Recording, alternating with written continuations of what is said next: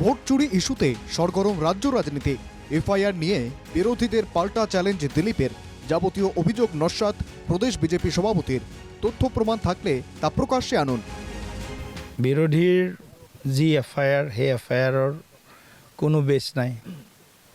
বিৰোধীৰ হাতত যদি তথ্য আছে মইতো নস্যাৎ কৰিছোঁ তেওঁলোকৰ যিবিলাক অভিযোগ। যদি তেওঁলোকৰ হাতত প্ৰমাণ আছে তেওঁলোকে প্ৰমাণ ৰাজহুৱা কৰক। যিটো কথা আপুনি নোকোৱা কথাটো আপোনাক বাৰে বাৰে যদি কয় আপুনি কৈছে বুলি, যদি কৈছে বুলি আপোনাৰ হাতত প্ৰমাণ আছে আপুনি প্ৰমাণিত কৰক। বিরোধী জোটের এই অভিযোগের কোনো ভিত্তি নেই, এটা উল্লেখ করে প্রদেশ বিজেপি সভাপতির দাবি এই মুহূর্তে বিরোধীদের হাতে কোনো ইস্যু নেই, আর তাই এমন ইস্যু নিয়ে লেগে পড়েছেন তারা যার আদৌ কোনো ভিত্তি নেই। মন্তব্য দিলীপের। গতিকে বিৰোধীৰ হাতত বা যিসকলে বিভিন্ন ধৰণে তেওঁলোকৰ ইস্যুলেছ এটা অপজিশ্যন আজিৰ দিনটোত, গতিকে তেওঁলোকে বেলেগ একো বিষয় বিচাৰি নাপায়, এই ধৰণৰ কথাবিলাক কৰি আছে। ঠিকে আছে, আমি বুথে বুথে ৰাইজৰ লগত ঘূৰি আছোঁ। তেওঁলোকে প্ৰেছ মিট কৰি, তেওঁলোকে এফআইআৰ লিখি, তেওঁলোকে মেমৰেণ্ডাম লিখি বহি আছে। গতিকে সেইটো পাৰ্থক্য। বিৰোধীয়ে কেৱল মাত্ৰ মেজমেলত তেওঁলোক ব্যস্ত আছে, আৰু আমি একেবাৰে ফিল্ডত ৰাইজৰ লগত আমি ৰাইজৰ আশীৰ্বাদ বিচাৰি কাম কৰি আছোঁ। প্রদেশ বিজেপি সভাপতির বিরুদ্ধে নির্বাচনী নিয়ম নীতি ভঙ্গের অভিযোগ এনে পুলিশের দ্বারস্থ হয়েছিল বিরোধী জোট। গত শুক্রবার এ নিয়ে দিশপুর থানায় একটি এজাহার দায়ের করে বিরোধী জোট।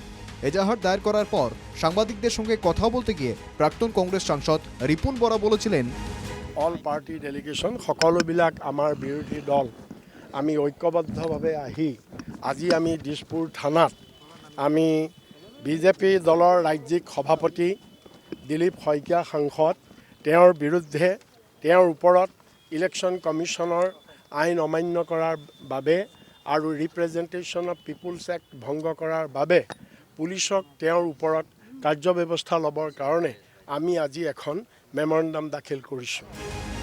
এদিকে নির্বাচন জেতার জন্য ভোট চুরি ছাড়া অন্য কোনো বিকল্প নেই বিজেপির কাছে। এটা উল্লেখ করে অসম জাতীয় পরিষদ নেতা লুরিনজ্যোতি গগৈৰ দাবী, নিৰ্বাচন জয় কৰিবৰ কাৰণে আৰু বেলেগ বিকল্পৰ বাট নাই।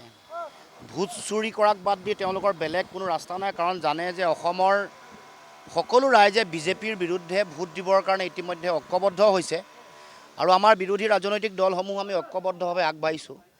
এই সময়ত সেইকাৰণে এই ভোট চুৰি কৰাৰ যি ঘটনা, এই ঘটনা আগতেই আমি অসমৰ্থিত সূত্ৰত আমি গম পাইছিলোঁ। আগতে 31টা লক্ষ্য কৰি লৈছিলে য'ত ভোট কাটিব, নামবোৰ মোৰ লগতে আছে। এতিয়া 60টালৈ এক্সটেণ্ড কৰিছে দিলীপ শইকীয়া ডাঙৰীয়া, তেওঁলোকৰ যি আনুষ্ঠানিক তেওঁলোকৰ দলৰ যি সভা আছে। সেইকাৰণে এই কথাটো যদি মিছা হয়, তেওঁলোকে ভিডিঅ' যিটো হৈছে, ভিডিঅ' কনফাৰেন্সত যিটো কথা পাতিছে, সেইটো পাব্লিক কৰি দিয়ক। এইটো পাব্লিক কৰিবলৈ ভয় কৰিছে কিয়? বিজেপিকে ভোট দেবেন না এমন ভোটারদের নাম কেটে বাদ দিতে হবে।